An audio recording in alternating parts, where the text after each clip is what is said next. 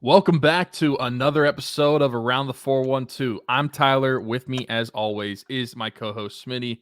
Be sure to give us a follow on all of our social medias. We're Around the 412 on all social media platforms, and go subscribe to us on YouTube as well. It really helps us out a lot. As always, we're going to open the show talking about a couple GoFundMes. First, we're going to open up with the Masters family GoFundMe. We'll switch it up. Start with that one first. A few months ago, or a month ago, Amy Lemasters was battling breast cancer. And unfortunately, she lost that battle with cancer, but we are going to try to help alleviate the financial burden that cancer can cause the best way we can. And we're going to continue to link the description to that show link the description or that in the description of the show. Holy cow. I just gave myself a brain fart real quick. But the family is from Beaver, Pennsylvania, my hometown. It's close to home. And I know all of us have seen how cancer can affect families. So while we can't replace the loss of a mother, we can try to help alleviate the burden that cancer has caused on that family, at least financially. The second one is over 51,000, by the way. Real quick, yeah, that's crazy. That's crazy. Yeah. That's awesome. This number to see. But we want to continue to help out as the best we can. Also, second is the Isla Keene Future Fund. So Dalton Keene, her father, passed away at a Steeler game. By all of you, everybody knows it by now.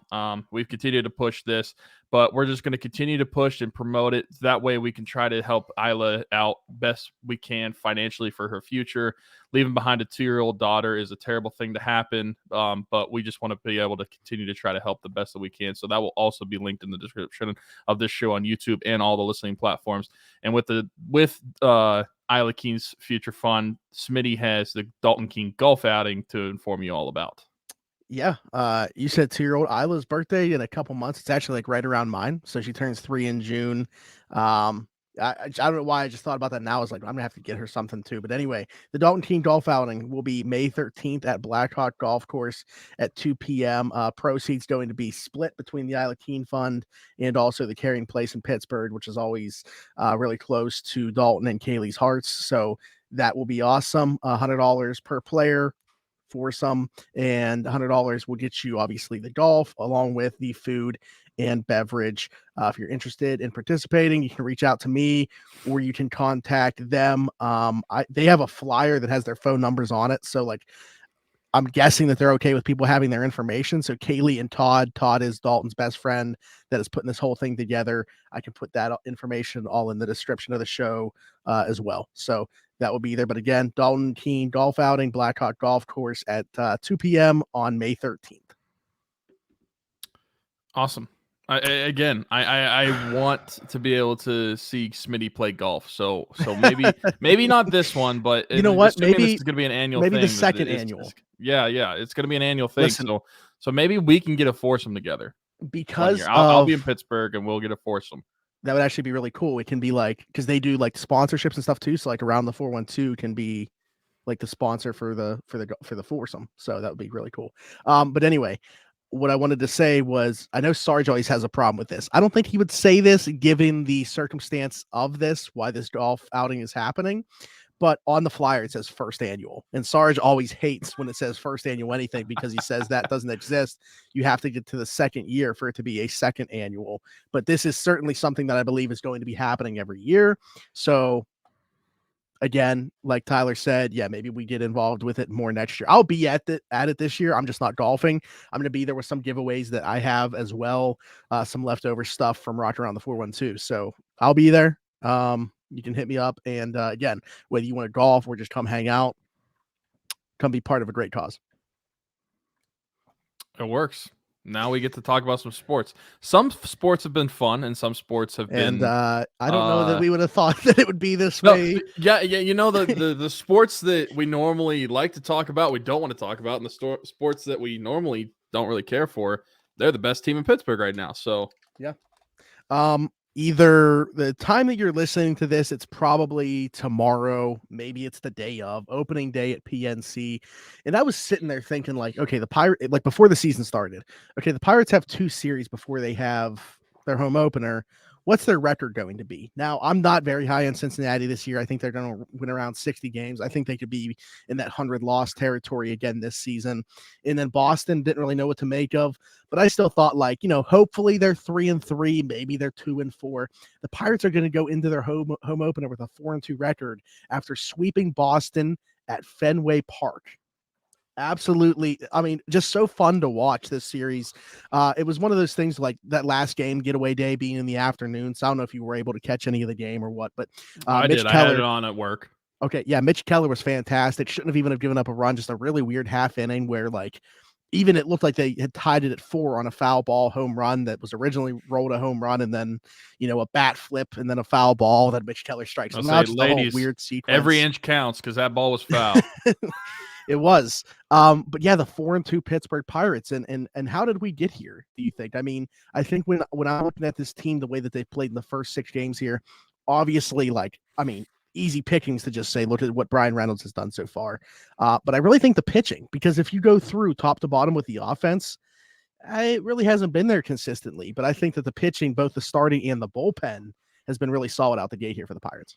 Yeah, I mean, they've got a couple guys offensively that have been really good. I mean, like you said, Bryan Reynolds off to a really hot start, and Andrew McCutchen has been getting on base. His on base percentage is .522, so literally over half the time he's up the bat, he's getting on base, which is incredible. I'm assuming he leads the league in walks right now, like without looking. I mean, he has to. I don't know if he does, but he has. My water bottle's blocking it. 7 walks in 6 games, he didn't even play in one of them. So in 5 games, so he's probably got to be up there. But yeah, I think pitching has been really good. I think that even in some of the starters, so like Rich Hill's start and Oviedo's start, like there was some couple. Inning. Yeah, it's really just one rocky inning, and then they figure it out. They control it more, and they get through the rest of the game pretty good. And I am more impressed with the bullpen than anything, because I thought the bullpen was really going to be an Achilles heel, especially like that middle bullpen in the middle innings of the game. Yeah, but they've been able to get outs, and they've been able to shut ththese offensives down whenever the Pirates are in a pinch. And I think that is part of the reason why they're in the situation that they are, being at 4-2, just sweeping Boston. Also, by the way, Boston had scored 9 runs in each of their first 3 games. Mm-hmm. And then the Pirates are able to hold them to, I think, the first game they scored 4 or 5, and then the rest of them, they only scored 1 run each, I think. So, it's really impressive to see what the Pirates have done this first week of baseball. I didn't really have the Pirates getting a sweep this early in the season on my bingo card for the season. But I still think it's impressive enough, and it kind of goes to show, like, what I was talking about last week when we were doing the season preview. Like, this team can be pretty solid, and the thing that I thought was going to hold it up was the pitching. And the thing that we didn't have a lot of in some of these games is some of the bats that I thought you were going to have more consistently, at least through it's been a week. But I still think the offense was the strength of this team, and I thought that it was going to be held back by potential pitching. I think they've gotten really good pitching in the bullpen, and I think they've gotten good enough pitching in the starters, even more than good enough. And I mean, Mitch Keller today was really good, made it through 7 innings, which is awesome to see. He was really fired up about getting that last strikeout. But what it shows is if this team puts all the pieces together, they can I'm not saying they're going to be a playoff team, but like, they can win ball games and they can win series, and they're going to be really fun to watch. I think that last part is really the thing, is they're going to be more fun to watch. Like, they're going to be a lot more competitive this year.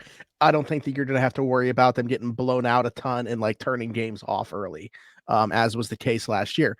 But yeah, it's kind of, and this is, 6 games in. So again, take it with a grain of salt, but very early in the season here, kind of to your point, been a reverse of what we expected to see. T. Bryan's bat has not come north with him from spring training yet, only hitting at a 100 clip.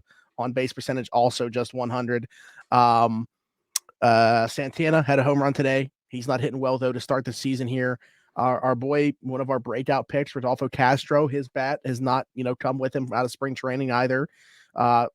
unsurprisingly, you're not really getting much from the catchers right now, and Hedges on the 7-day IL with a concussion. Although Jason Delay does have a couple extra base hits, including a homer here early, where he wasn't probably expecting to be in the role that he's in. Unsurprisingly, Jack Sawinski not off to a very good start. I want to highlight, though, Ji-Hwan Bae.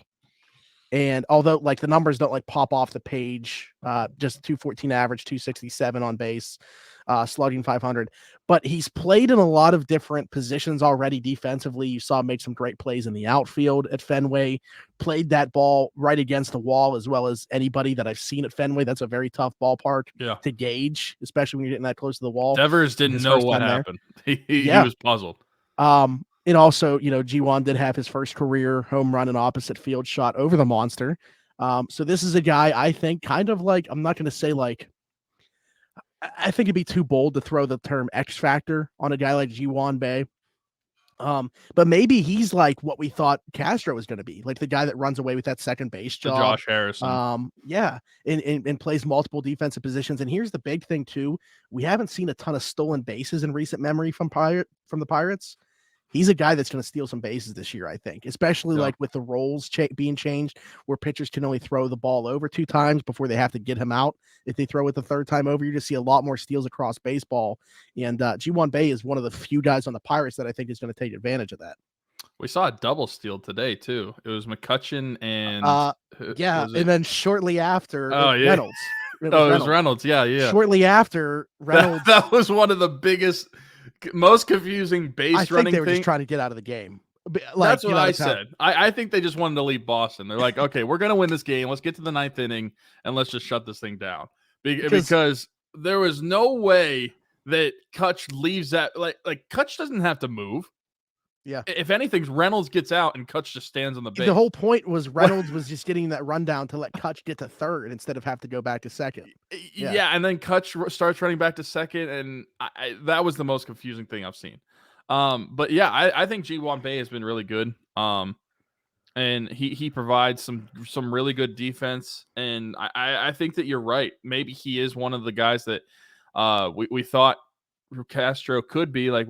That would be the Josh Harrison-esque sort of player where he can play multiple positions but ends up being an everyday starter eventually. I think it's been really productive. And I think that this team has several players that are going to maybe, I mean, obviously we have some guys that we want to turn around right away because we expected more, like a Castro, like a Santana. But I think there's several guys that are going to be contributors in one way or another, whether it's defense or offensively for this team. And like Bryan, for example, obviously I want the bat to be better, but the defense is still really good, even without the bat. So that's just like a small example of just like whether they're contributing with the bat or with defense. I think there's going to be a lot of contributors on this team. There's not going to be really anybody who is really bad at one or the other, or really bad at both, I guess. They're going to be productive at one or the other. Yeah, I think that's when you look at like catchers nowadays, like, you look at the Pirates catching tandem, and it leaves a lot to be desired, especially offensively. But Hedge is regarded as one of the best defensive players across all of baseball, not just the catcher position. So clearly they were coveting that at the position. I don't expect him to provide much with a bat this year when he gets back, which, by the way, once again, on the IL right now with a concussion. Hopefully he's able to get back sooner rather than later. But yeah, I mean, nice little surprise though from Jason Delay and what he's provided. I thought, there were times last year where he looked like he might be something, former 4th round pick. Maybe he's like a late bloomer. Like, look at how long it took Jacob Stallings to get to the next level, and look at what he, turned into, at least in a short period of time in Pittsburgh. Clearly Pittsburgh was like the peak of his MLB career.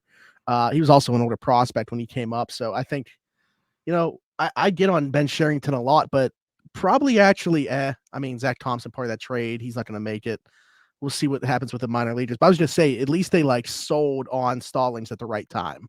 I was upset about that trade, but it hasn't panned out for the Marlins either. Anyway, Friday, opening day at PNC Park.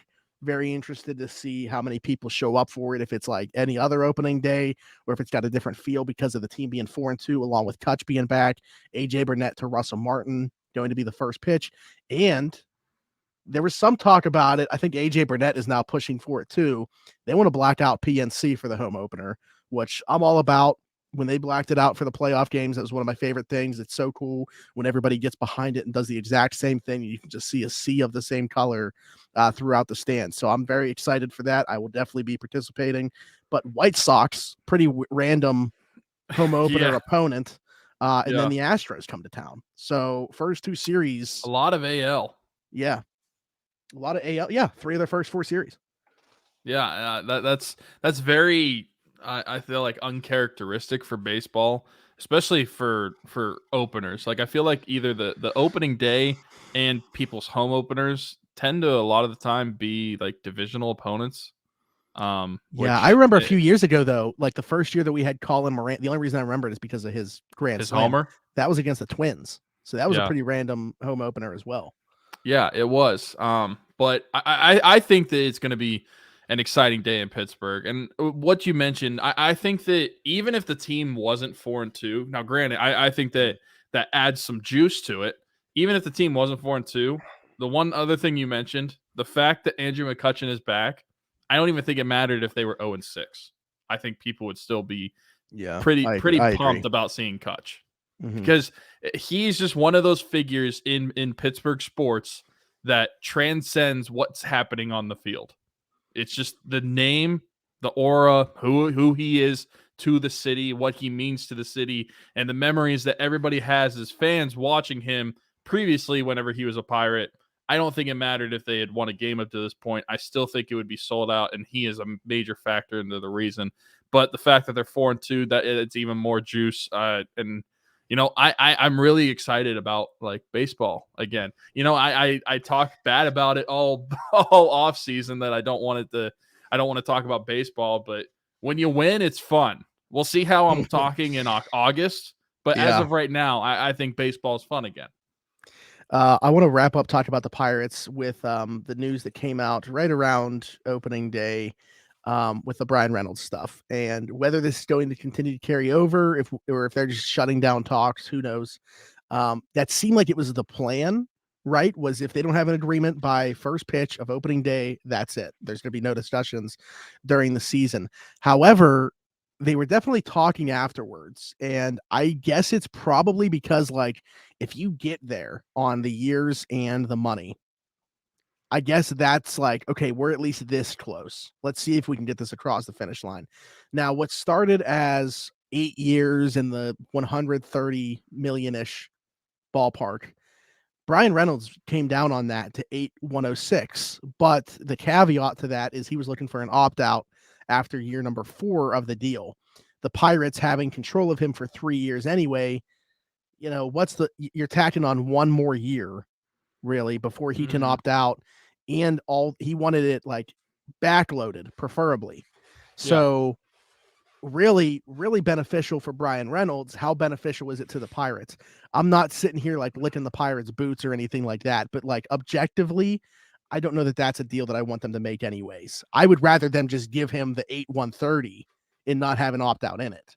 Like, that's where I'm at with it. If it's a difference of $24 million, but you're not having to worry about the opt-out part of this, give it to him. I mean, if you're willing to go to 8,106, get to 8,130.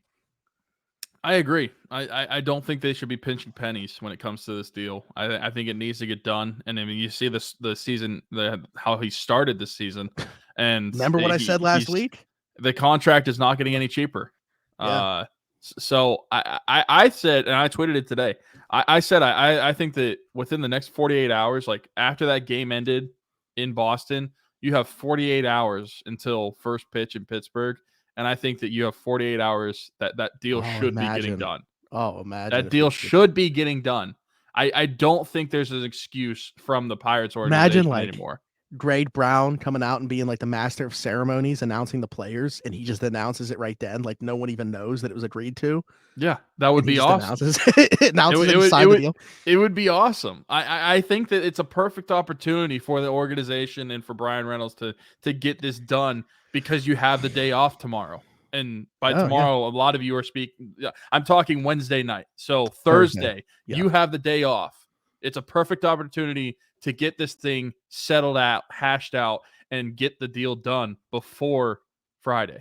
You're the Pittsburgh and you came out right there. Out. You had 48 hours to get hashed out. Yeah, I mean, the way that I'm looking at this too, and I've mentioned this, and maybe this is very stupid. Maybe this is a very dumb opinion. Maybe it's like loser mentality. I don't know. We're going to talk about loser mentality as well when we get to the Penguins.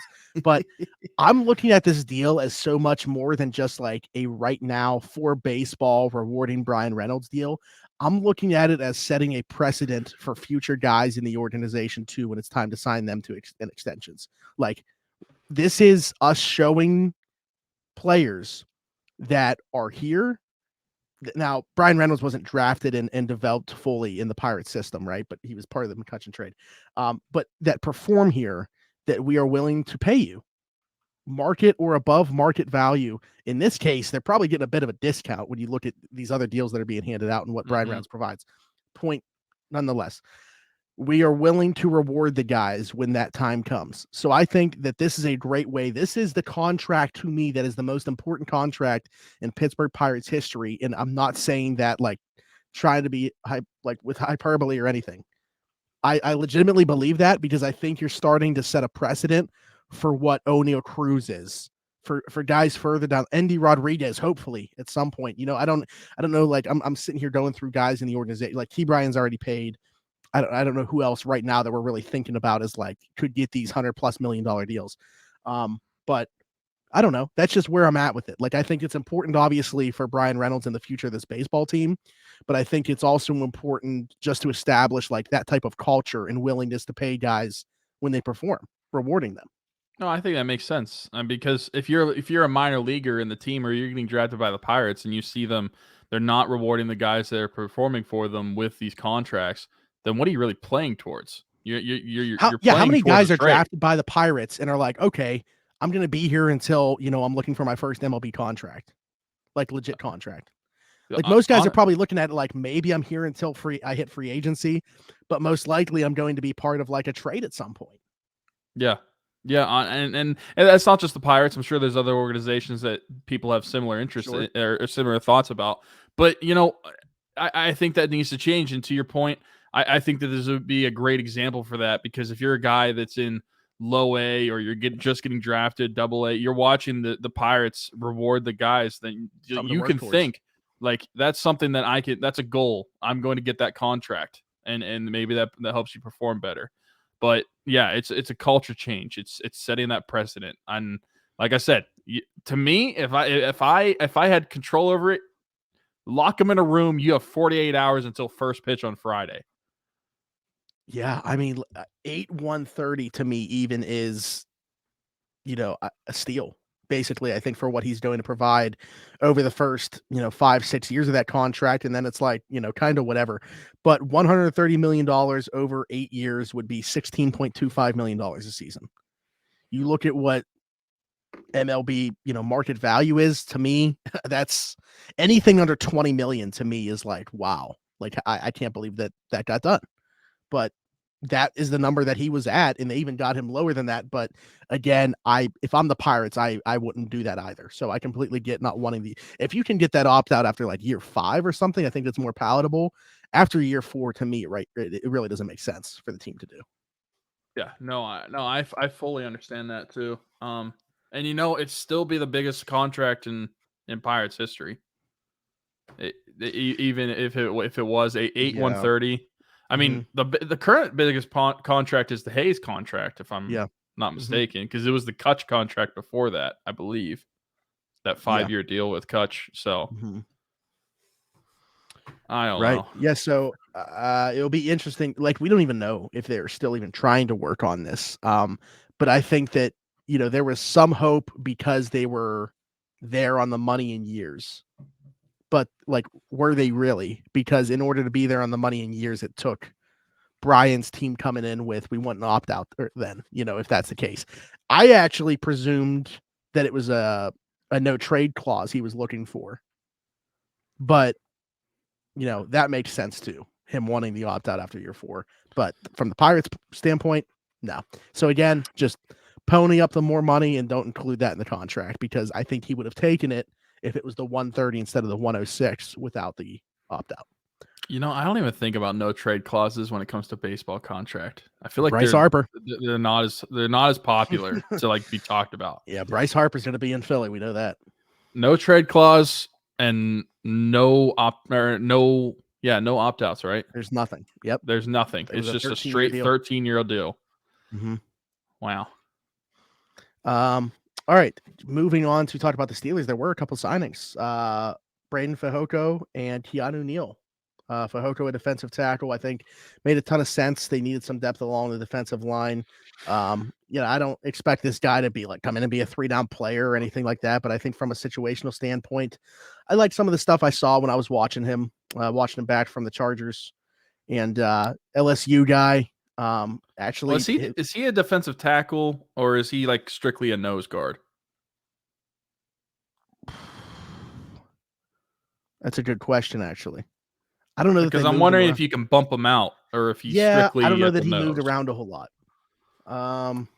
That's a good question because at least when I was watching him,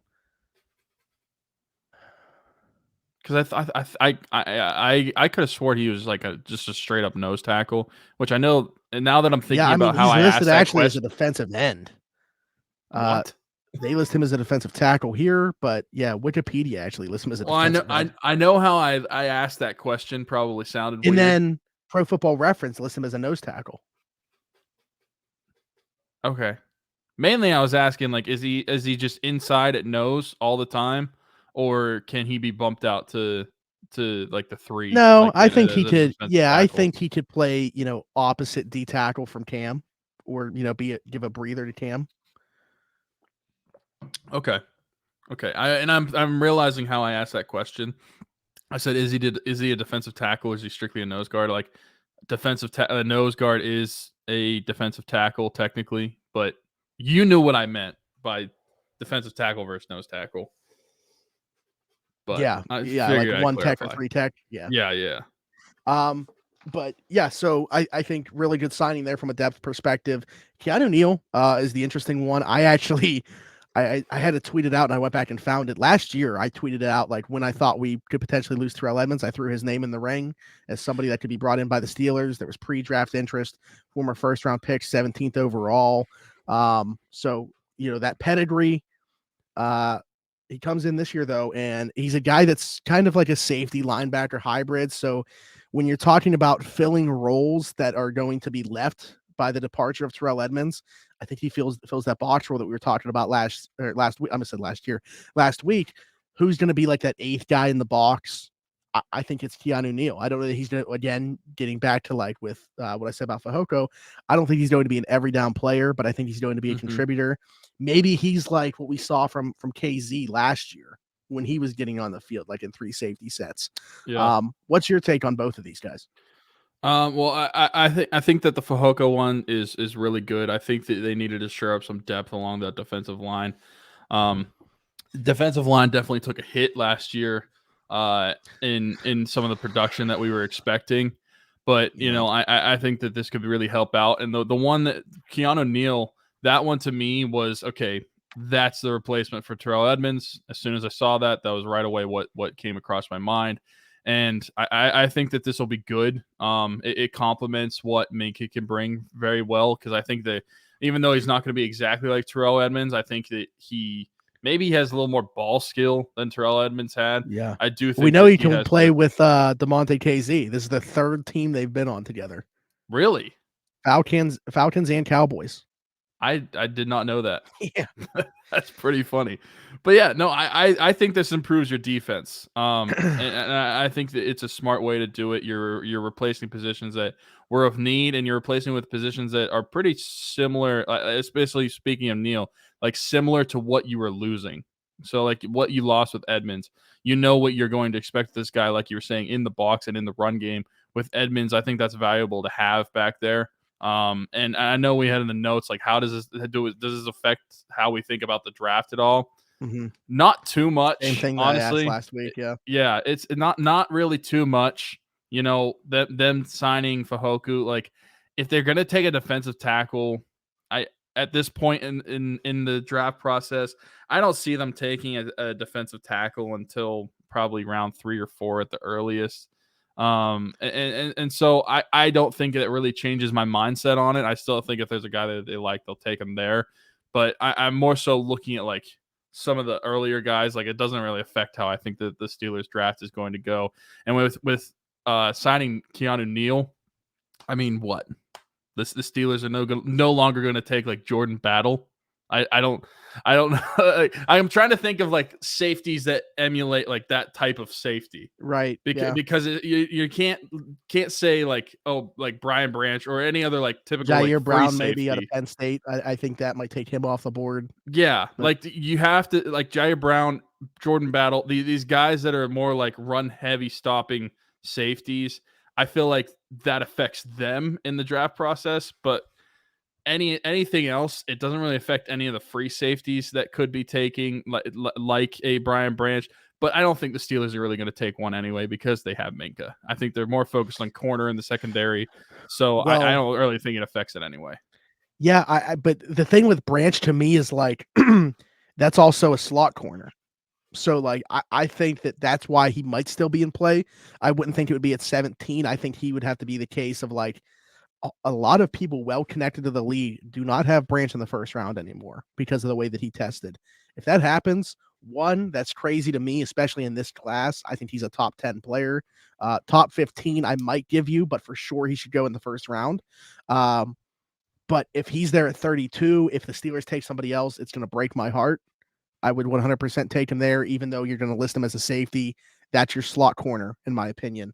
Another guy's like Jatavius Martin out of Illinois, who I really like too. But the reason I asked about the draft stuff and wanted to include that for sure and made sure we had a conversation, Alex Kazor at Steelers Depot does this as well as anybody else, keeping track of pre-draft visits. The Steelers are up to 21 of their 30 used. And the most interesting thing to me is that there's been more in like interior offensive linemen than tackles that are coming in for pre-draft visits. Osiris Torrance, Steve Avila, Chandler Zavala, John Michael Schmitz, Cody Mock. All five of those guys have been in for pre-draft visits. When you talk about the tackles, it's only been DeJuan Jones and Anton Harrison. Either already visited or scheduled to visit. I should say that too, because not all of them have happened, but we know that they're going to happen. But yeah, so it's interesting to me there. Also, like we're talking about corners. 6 corners so far have come in, 2 safeties. None of the high end safeties, to your point, have been in. It's been Daniel Scott and Tanner Engel. But yeah, I think looking at this list right now, to me, what jumps off the page is what we already knew. Corner is very much in play at 17. And if it's going to be a tackle, it's probably going to be like a massive man like DeJuan Jones. To me, one of the 2 players, along with, say what you want about him, Keely Ringo. To me, DeJuan Jones and Keely Ringo are the 2 players they've shown the most interest in from start to finish so far. Yeah. I think that their visits kind of speak to what they're interested in. It is interesting though that they haven't really met with any of the other tackles in the class. Like you said, they met with a lot of interior offensive linemen, which you look at how the Steelers have improved their offensive line this offseason so far, you wonder why they're looking at so many interior offensive linemen still. Obviously, I know you want to improve it upon it, but that is interesting to me considering that tackle is the more needy position right now. And I know that it's got to probably be a guy that's center capable. And I like Mason Cole, but I could understand if you're looking for either an upgrade or something down the line, because Mason Cole's contract, obviously like 2 years left, but you can get out of it like after next year pretty easily. So, but yeah, I just want to throw that in there. No, yeah, and that's a good point. And I think that the thing about tackles, Anton Harrison, DeJuan Jones, those 2 aren't surprising that the Steelers are meeting with. And I think the reason that haven't met and they're not going to meet with like a Paris Johnson Jr. or a Broderick Jones is the Steelers are probably accepting that those 2 aren't going to be there for them to take. I think that that's right, but it is interesting. Like that, I think that they should have like talked to more of the tackles around like the second round range as well, because there's other tackles that could be viable options somewhere in there. It's interesting to me though that they're not, and they're meeting with just the 2. Now they very well might get one of those guys at 17, or at 32. I don't know. I would love Yeah. to get one of them at 32 and pick a corner in round 1, but that's just my bias. But Mhm. I want to add too, though. So we always like to connect the dots in terms of like interest show, like reveals the Steelers cards where they go in the first round. So that is absolutely the case for where Tomlin and Kahn go for like pro days and stuff like that. These visits have actually been more revealing for what they do on day 2. So this might be something to look at for picks 32, 49, and 80, and so on and so forth down the line, as opposed to pick 17. I'm not so sure that pick 17's on here in these pre-draft visits, but I bet you on day 2, we see a couple of these guys, or assuming that they're available. Well, I've just seen some people do mock drafts and have like the Steelers taking DeJuan Jones at 17, which I think is a bit rich. I think that you could hold off to 32. I understand why they could. They really want the big tackle. I know the Steelers really like that, and they wouldn't want to risk goes losing totally him. along with what they did in free agency. Yeah, and I don't think they may not want to take the risk to lose him waiting until 32, but still, I still think that could be a little rich for him at 17. Takes 2 to tango, but man, if you can move back from 17, pick up an extra day 2 pick, and then get DeJuan Jones, like, sign me up for that. I love DeJuan Jones as a player. Yeah, for sure. He's a mountain. Yeah, and he's a good athlete at that size. Like, it's stupid how I don't know what these, like, I say kids because they're younger than us, drink and eat growing up now, but like freak athletes regardless of the size. It's true. But yeah, some other ones that like kind of jumped off to me, because just as we were talking about the defensive line, we're starting to see some of those guys come in. Javon Dexter, Keanu Benton, who's really rising up boards. Thule, I don't even know how to say this guy's last name. I don't want to butcher this. From USC, I don't know if you know how to say this, being that you were on the West Coast for a little bit there. Hold on. Thule Tuipulotu. Tuli Tuipulotu. Yeah, him out of USC. And then Siaki Ika was actually in today at the time of recording this. He's a guy. I already saw what you said about him. Yeah. So here's the thing. And for anybody who didn't, it's just one word. It just said no. Did you see my response though when somebody asked like why? Because he's a 2-down tackle. Yeah. Who if he goes in the top 50. Now, if you're talking about from any point, like say he falls to, I mean, I've seen him falling in a lot of drafts now. Say he falls to like 80, no problem with that. Or if you're moving back from 32 or 49 and it's like lower down somewhere in the 60 range or something like that, no issue with that. But I just think you're talking about, a run stopping, primarily like first, maybe second down player who's like a goal line specialist, short yardage specialist, nose tackle. And I just, man, it's a top 50 pick. I don't know. His RAS score was like barely 2. I think like we knew he's not an athlete. Like that's not why you're taking him, but it was worse, I think, than a lot of people expected. No, I definitely agree. I don't think that I would take him or a player like that early.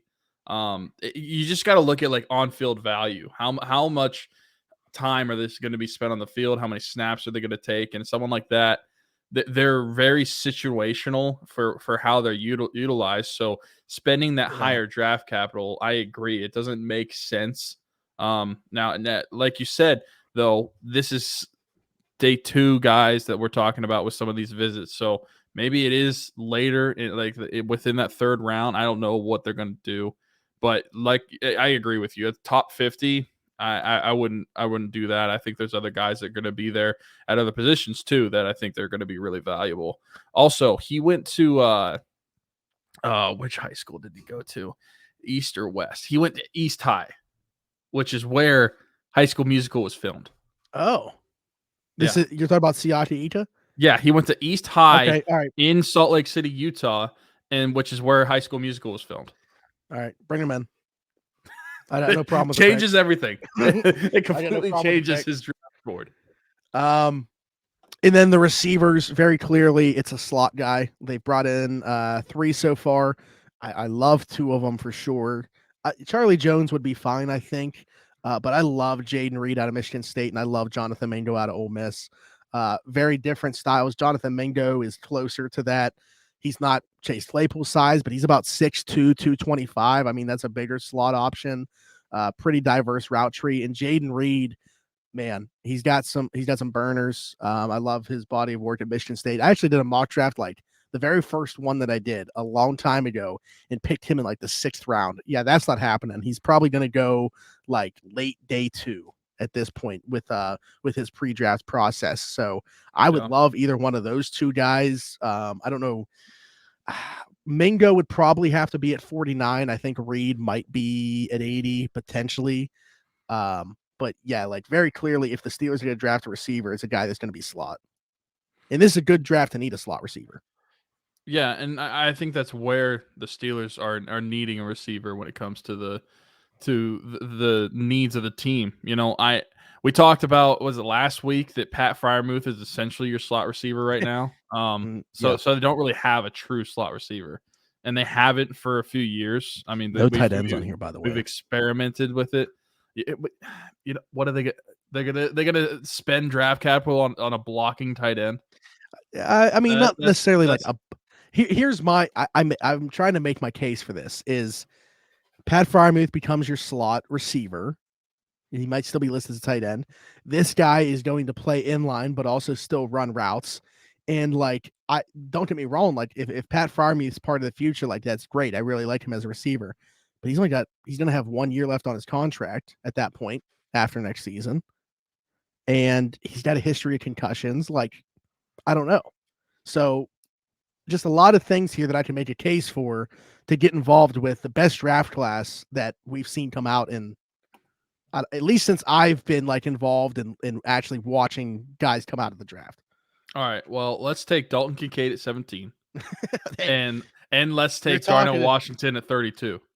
Okay, hold on. No, actually, as much as I love Dalton Kincaid, I wouldn't take him just because he's the same thing. He's a wide receiver. It's a redundancy. Yeah, like he's also going to be a slot receiver in my opinion. Yeah, him and Keithy, the 2 tight ends from Utah. It's so funny because they're just wide receivers, and you look at how they use the offense. They only throw to their tight ends as well, and so they are quite literally the wide receivers of the team. And I mean, Keithy, the ones that's still going to be at Utah this year, he's 6'2" and he's a tight end. You're telling me that he's a tight end, like an actual tight end? No, he's 6'2". He's a wide receiver. You just list him at tight end. I don't know if you've seen this list, but the last thing I want to look at obviously is going to be the corners. Keely Ringo, Emmanuel Forbes, Tyreek Stevenson, Julius Brents, that's my guy. Joey Porter Jr., who doesn't count as one of the visits, being that he's an in-state player, and then Deontay Banks out of Maryland, who I also really like him too. Anything there stand out to you? I mentioned like Keely Ringo seems to me like you look at this pre-draft visit, they went to dinner with him. Pro day, went to dinner there. Like, there's been interest across the board so far with him through this process. Does anybody stand out there to you for better or for worse? Keely Ringo does for worse compared to a couple of names you said, just because I would rather have a couple corners that are on that list. He's the height, weight, speed guy that, like, man, you are really banking on being able to coach up. And like, the Steelers don't obviously have the best history there when it comes to corners. I will say, like, Terrell Austin wasn't in town before, with this history that we're talking about with developing these guys. Yeah. No, he's just the one that I don't want to say scares me, but I'm just high bust potential for sure. Yeah, I'm just worried that the Steelers are going to take him and not pan out whenever there's other guys that I think are maybe they don't have necessarily as high as a ceiling as Keely Ringo could be just based on intangibles. But I think that they're going to be better football players from day one and more consistent and has the potential or a lower floor. But the one to me that I really like out of that list is Deontay Banks. I've been really consider like mocking him at 17 to the Steelers, especially because I feel like he's going to be one that's still there that'll be available, and I think it's a smart pick. I still there's more smoke around Joey Porter Jr. than there was. Like you and I a month ago talked about, like they have no interest, and now it's kind of changed a little bit. I think they like him. I wouldn't roll him out at 17 by any means. I just don't think it's like literally the case where as everybody's making it, where it's like this is the guy at corner, perfect fit, all these other things. Like We got I that don't. last year with Malik Willis, and it was not the Yeah, case. I think it's a similar thing. Like they're looking at that position, might not be that player. Yeah, no, and then that's where to me, that's why Deonte Banks fits in perfectly. I think he's a corner that you come in, and I think he can get significant playing time from game one. Yeah, I think, man, Julius Brents is kind of becoming my guy in this class. Don't know how much you know about him. He might finish on my top 5 corners. Like I feel like he's I gaining know he steam goes to here. Kansas State Yeah, or went to Kansas State. I think he's gonna go like top 40 at this point. Like I think he could go very early on day 2. This is probably so I'm talking about a guy probably would have to be that 32, that first pick of the second round if you take him. But I think you look at the success like a guy like I'm not comparing them, across the board, but like Tariq Woolen had last year in Seattle, like Julius Brent's a 6'4" plus. Like he's hovering right at 6'5". He's just a massive corner. He would fit in perfectly. Like you could just drop him in Seattle back in the Legion of Boom days, and he would be perfect there. But yeah, to me, this is your press, like prototypical press man corner. Gets his hands on you right at the line of scrimmage. Very sticky. I think there's still some stuff to clean up. Takes a little bit grab. Like we talk about it all the time. Like anytime you talk about college corners and they don't have very many things to pick on, you're just gonna say they're a little bit grabby because they, like people were saying about Joey Porter Jr. The dude had 1 penalty last year and it was the first half of the first game. Like, so he was able to clean that up. But yeah, to me, Julius Brents is kind of becoming my guy through this process. So I'm very glad the Steelers have interest in him. If it is tackle at 17, a corner at 32, I like it would be him. Maybe Ringo's there at that point, maybe like a Tyreek Stevenson, but like if Julius Brents, you get him at 32, I don't even care what you did at 17, really. Okay, I don't. Well, Okay, I care. Let me take it. Let me walk that one back because yeah. No, I think that would be a good pick. He compared him to Tariq Woolen, and it's similar to the Tariq Woolen. I mean, there was several guys within the draft community that had some issues with Tariq Woolen, like things that he needed to work on. But look at what the rookie season he ended up having. Yeah. I think that could work. And I personally, you said he's 6'4". I love tall corners. I love big corners. I mean, look at like Richard forget Sherman. These little 5'10", 5'9" guys. I want this dude to be 6'5". Well, what's funny is like 100% could see if there's one position the Steelers are going to double up on, to me it's corner, because you would get a boundary guy and then you look for somebody in the nickel and like it could be a total different type. It's gonna be a totally different type of player. I think then you're looking at like Clark Phillips out of Utah or like a Trevius Hodges Tomlinson out of TCU, who's 5'8". Like, please give me Clark Phillips. Oh, like I said, I love that dude. I love him so and much. I think like he's only 5'10", I think, right? Or like maybe even generously, but he's just like the tenacity in what he plays with. It seems like he thinks he's like 6'1" at least. Hilton is what, 5-0? Yeah, but my point is like Phillips though. Phillips was playing on the outside. Like he probably would play in the slot in the NFL, but like in a pinch, if he had to, I think he could survive on the boundary a little bit. I think he could, and part of that is probably just how aggressively he plays the position. Like he may not have some of the traits that some of these outside corners do, but he's just going to beat the crap out of the wide receiver in front of him on the way down the field. So I think that's why he can make up for it. But if you want to double dip at corner and go and take like 2 within the first like 3 picks, because I imagine Phillips, I don't know if you're going to be able to wait till the Steelers' 4th pick. Phillips would have to be 80, I think. Yeah, 3rd round or 4th round. Yeah, that's what I meant, 4th round. So I think that within that range, I would be fine double dipping at corner. Because it's a need. It's a clear cut need that the Steelers have. And while you should always draft like best player available, you also need to draft for your needs as well. Who on the roster right now at corner is guaranteed to be back? Not this upcoming season, but the following one. Now that Cam Sutton's gone, nobody. No one. Like Patrick Peterson signed a 2-year contract, but it's really a 1 year. And if we like you and you still have it, you'll be back for year 2. Yeah. That's it. Yeah. They need it. Yeah, if they're going to double dip in one area, to me, it's a corner, and it would be getting a boundary guy and a slot specific guy.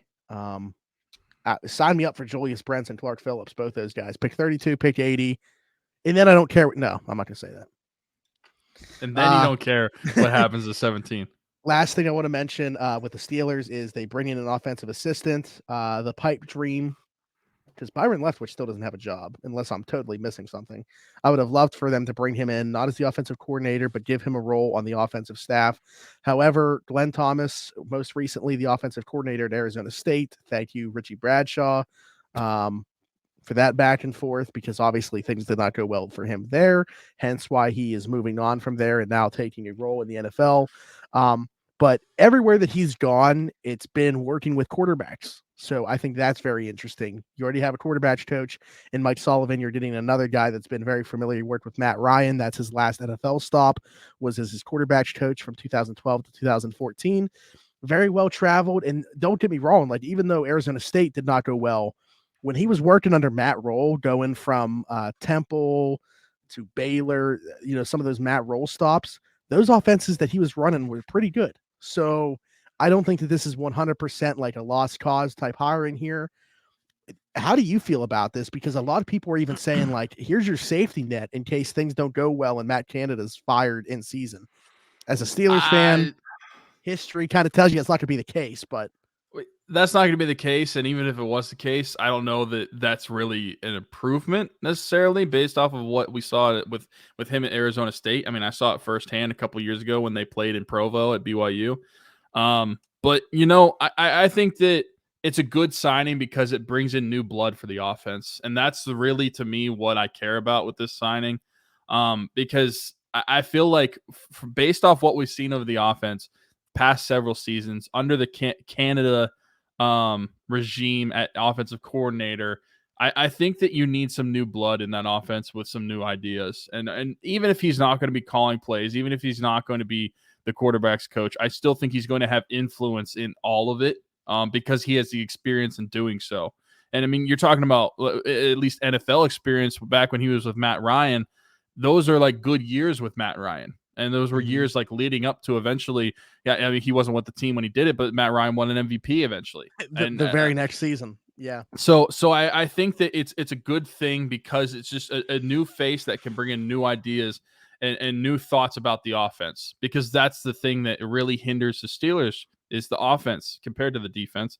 It's the offensive play calling, all of it. I don't think that it will necessarily change like the style that the offense is going to run, but it'll at least bring some more influence from outside of the organization, which to me is just a good thing to have outside minds in what is a overall pretty bland offense.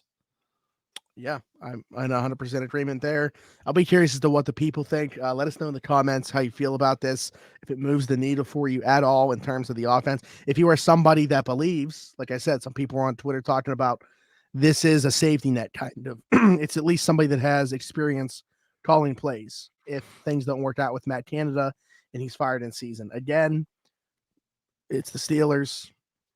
That's not happening, but if you want to hold on to hope, let me know in the comments. Finally, I literally have under Penguins. This is the first thing.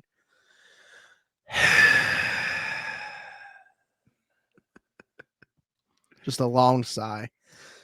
They no longer control their own destiny as it relates to the NHL playoffs. With 4 games remaining, even if they win out, they're going to need either the Islanders or the Panthers to lose a game down the stretch here too. I look at this and I look at 6 guys having over 20 goals. I look at, Sid and Gino having fully healthy seasons, a resurgence from Jason Zucker, Ricard Raquel living up to the contract that, I think we both like, even though we like Ricard Raquel as a player, we're kind of scratching our heads at the years on that deal. Yeah. I look at all those things and I'm like, man, how are we in this spot right now? And then you dig a little bit deeper. You see the goaltending that they've gotten for the better portion of the season. You see the play that they've had on the blue line for the better portion of the season. You see the bottom 6 that has supported that top 6 that we were just talking about. And it's very easy to see how the Penguins are in this position. So it's a very top-heavy team that is supported by absolute junk. And even if one of those things are different, whether you want to talk about the goaltending, the play on the blue line, or the bottom 6, if one of them is different, this team isn't a contender for the Stanley Cup, but they're at least in the playoffs in my mind. So for all these things to go wrong, that's how they're in this position right now. 1 point back, 1 point out of the playoff spot with 4 games to go. I can't believe this, but we're very close to next week talking about they're going to have 1 game remaining when we talk next week. But at that point, who knows? They could be eliminated depending on if they lose and the other teams win all 3 leading up to that point. Yeah. How did we get here? There's somebody by the name of Ron Hextall who I think might have a good idea. The team that he built around what your core is, which the fact that the core is 35 plus years old and performing the way they are, and your team around them is this bad, is just, I don't see any blame except for on the GM and upper management. I think that obviously if they miss playoffs, there's going to be blame on everybody, including Mike Sullivan. And while Mike Sullivan, to me, has some issues with his deployment in some areas this year, I agree to a certain degree on his sentiment several months ago. Our team is our team, which is, to me, was basically him saying, what am I supposed to do with these guys? Yeah, maybe a little bit of a shot at Hextall there. Honestly, that's how I took it. Our team's our team. What am I supposed to do? I have the players that I have. What am I supposed to do with them? Half of them stink. Right. And I think that this is all the problem of Ron Hextall. There's been some good moves that Ron Hextall has done since being GM, but there's also been some really bad ones. There's also been some really, really bad signings, and he's done nothing to help what you're getting from a point per game Sidney Crosby, point per game of Getty Malkin, a 35-year-old still 1,000 game player, by the way.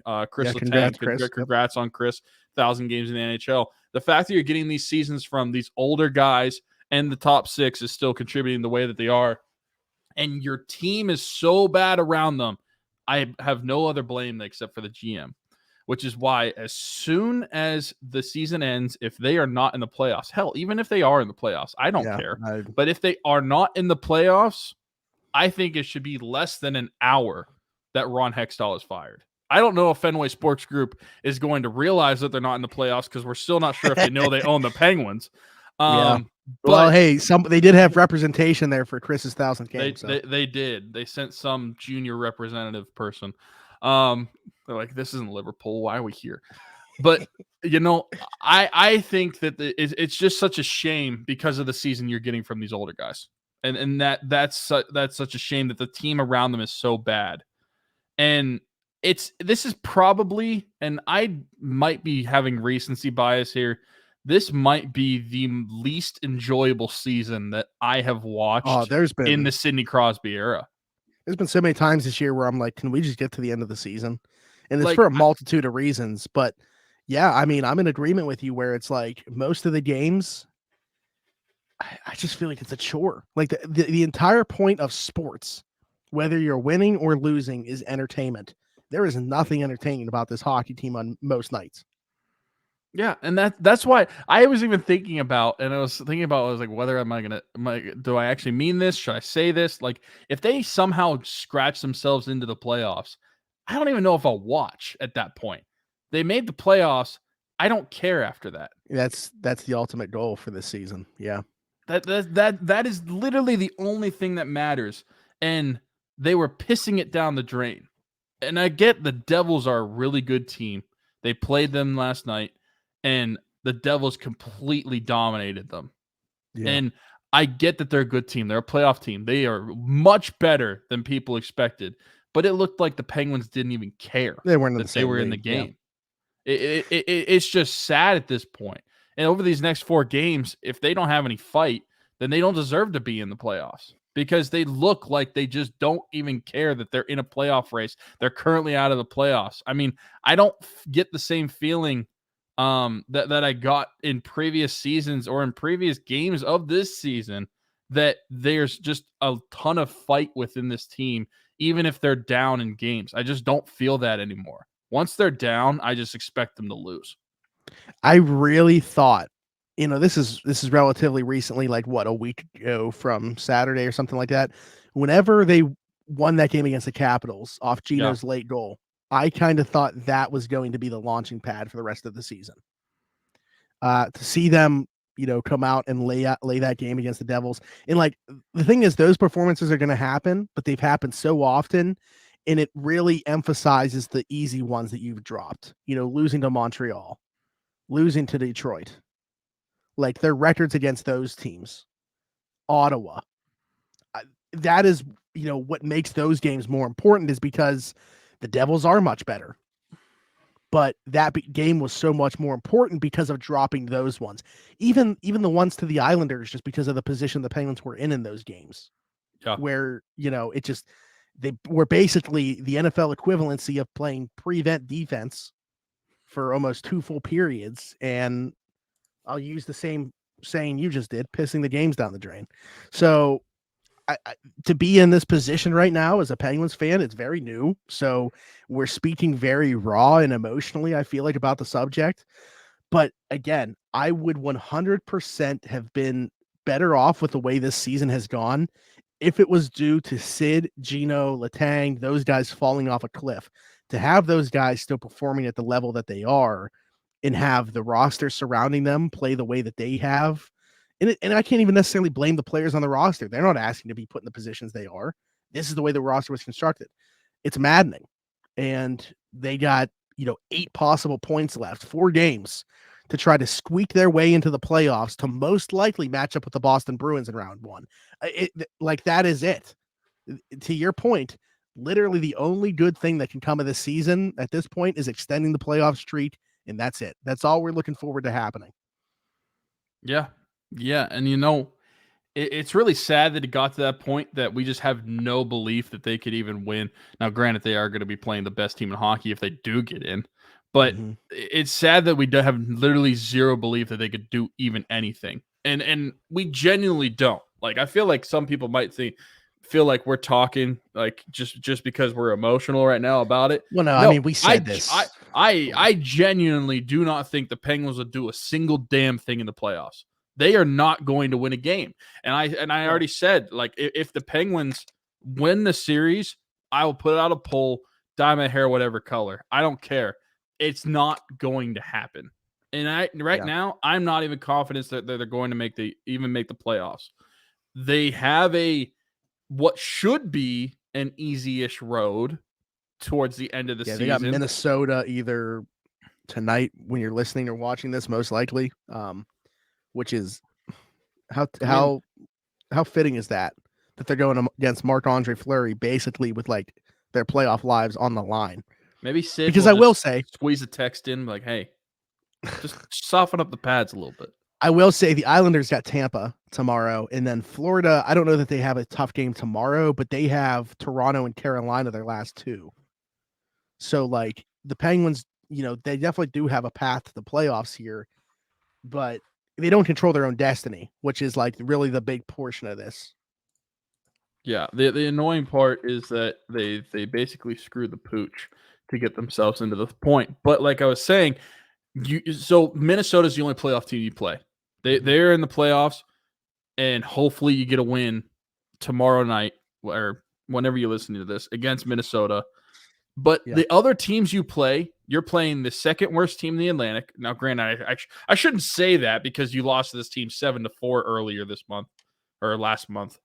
But you are playing the second worst team in the Atlantic. You're playing the worst team in the NHL, in the Chicago Blackhawks, and then you're also playing the Columbus Blue Jackets, who is the worst team in the Metropolitan. I do not think there is a more convenient schedule that they could ask for to close out the season to try to win the playoffs. But I'm afraid that it won't even matter because they're not going to put the effort into the games like they should. And to compare it to other schedules, so The Islanders do have the Lightning tomorrow night on Thursday, and then they play the Flyers, and then the Capitals, and then the Habs. So I will say with that one though, so their toughest remaining one, obviously Tampa. That's to be Tampa in the second of a back-to-back after playing the Rangers. Like they played the Rangers the night of recording this right now. Tampa or Islanders? Tampa. Oh, so that's the Islanders to me it's going to be the Islanders and then either the Penguins or Panthers as the second wild card. Yeah, and the Islanders play 3 of 4 on the road. The only road game at home. Oh, okay. The only road game they have is against Washington. The Panthers, on the other hand, they play Ottawa tomorrow night, and then they play the Capitals, Maple Leafs, and Hurricanes. So Capitals, Maple Leafs, Hurricanes, pretty tough stretch of games to close out the season. But similarly, they play 3 out of the 4 at home. Yeah, I brought up though to my dad, like looking at that, what are the chances though? And I don't know that we see this a whole ton in the NHL. Like you want to be at your best going into the playoffs.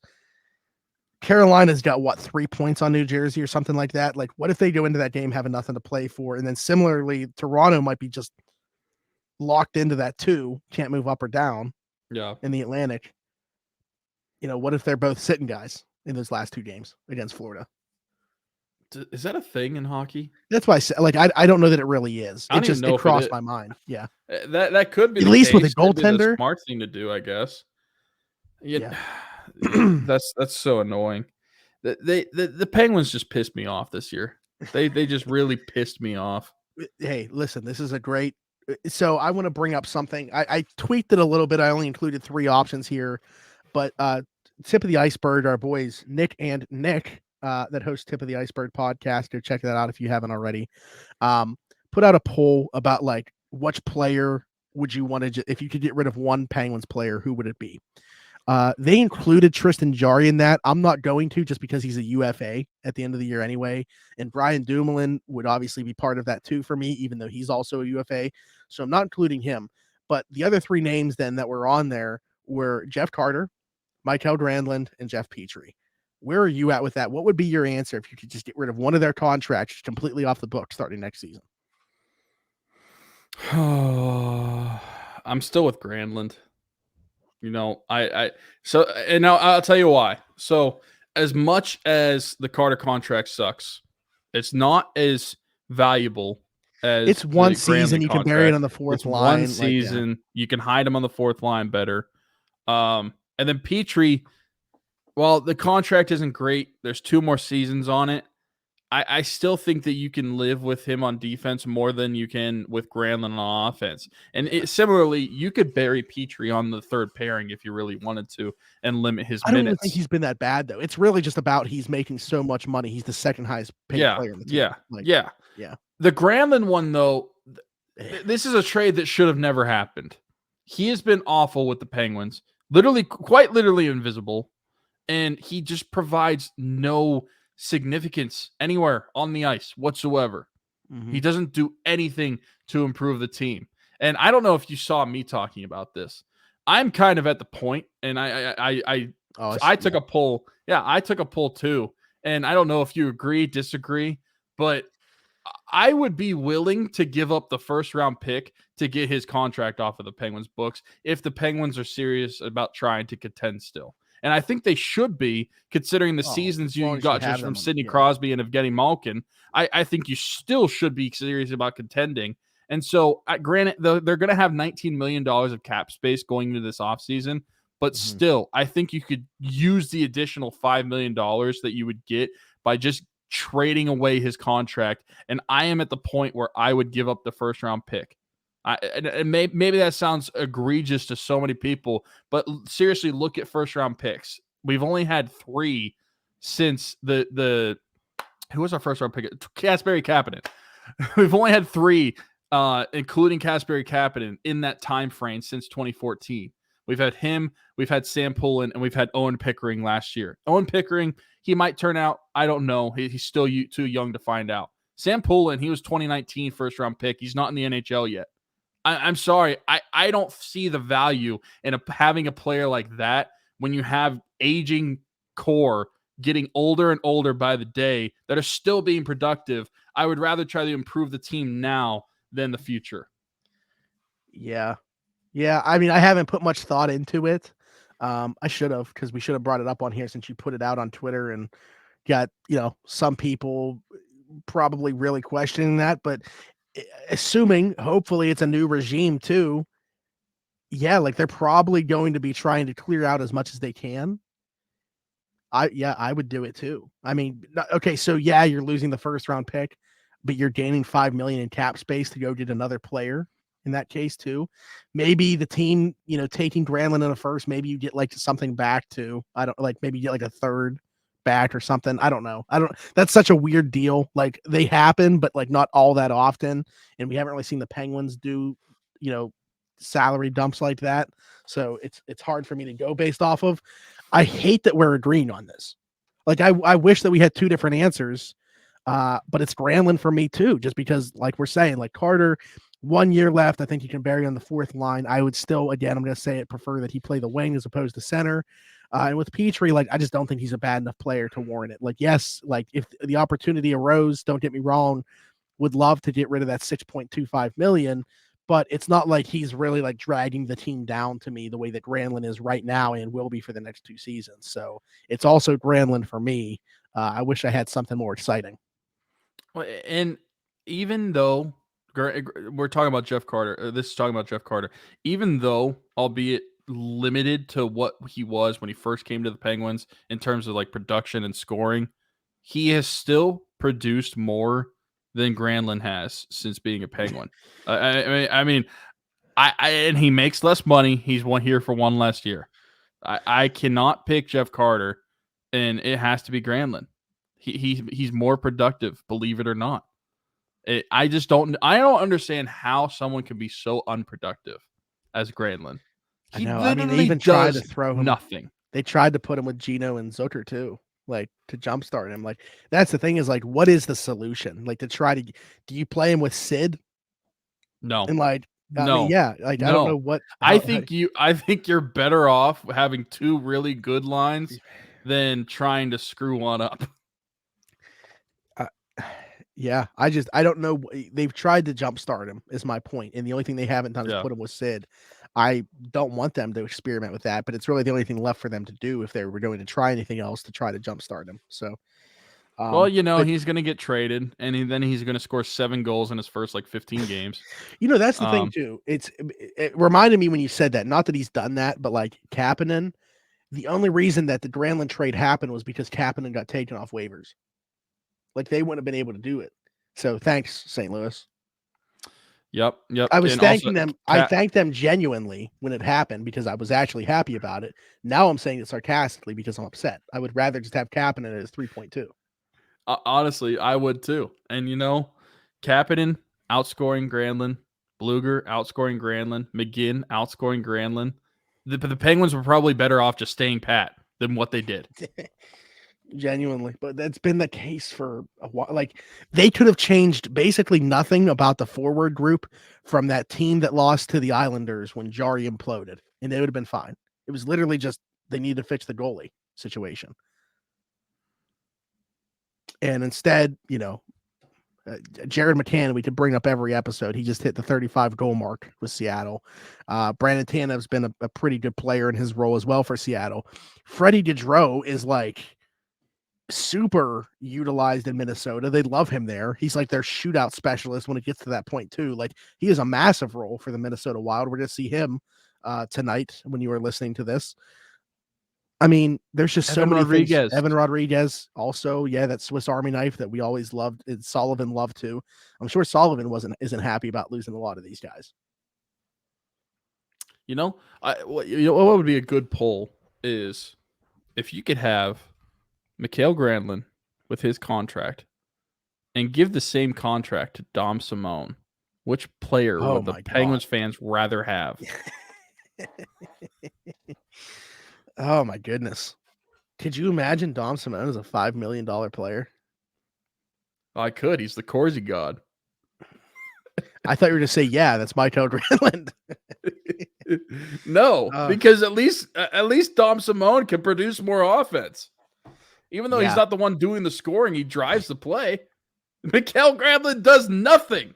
Yeah, he's a good passer that it generates nothing when the pass gets there. Literally nothing. And he's afraid to shoot the puck. Yeah. I don't notice him on the ice a lot of the time, which is only good if you're a defenseman. And when I do notice you, you're doing something bad. Yeah. Very massive game with the Wild. Obviously, they're all going to be massive down the stretch here. But before we talk to you guys next, they got the Wild Thursday, Detroit Saturday, Chicago Tuesday, and then we will be back on Wednesday before the regular season finale at Columbus on Thursday. And I said last week, I think we're going to have a pretty clear picture. I can guarantee you next week we're going to have a clear picture. And think about this when your heads hit the pillow tonight, whenever you're listening to this show. I'm 28. Smitty is going to be 28 in a couple months. And the last time that the Penguins missed the playoffs was when we were in 5th grade. Well, I think when you said hit the pillow, I just yawned. It triggered something in me. I'm very tired here, and I'm dragging as we close out this episode. But anyways, the links to the descriptions, the links will be in the description. You did what I just kept doing. Yeah, the links will be in the description for those 2 GoFundMes that Tyler brought up, the LeMasters Family Fund, as well as the Isla Keene Fund, and the information for the Dalton Keene golf outing at Blackout Golf Course on Saturday, May 13th at 2 p.m. All that will be in the description of this, wherever you are watching or listening. Be sure to subscribe to the channel, leave us a like, hit that notification bell, comment down below about anything that we talked about. Also follow us on all our social media platforms. Leave a 5-star review if you are listening anywhere other than YouTube. For Smitty, for Tyler, this has been Around the 412, and hopefully when we talk to you guys next week, the Pirates haven't lost another game and are still only at 2 losses, and the Penguins are looking good to make another playoff push. They won't be. But we'll talk to you guys then. Bye-bye.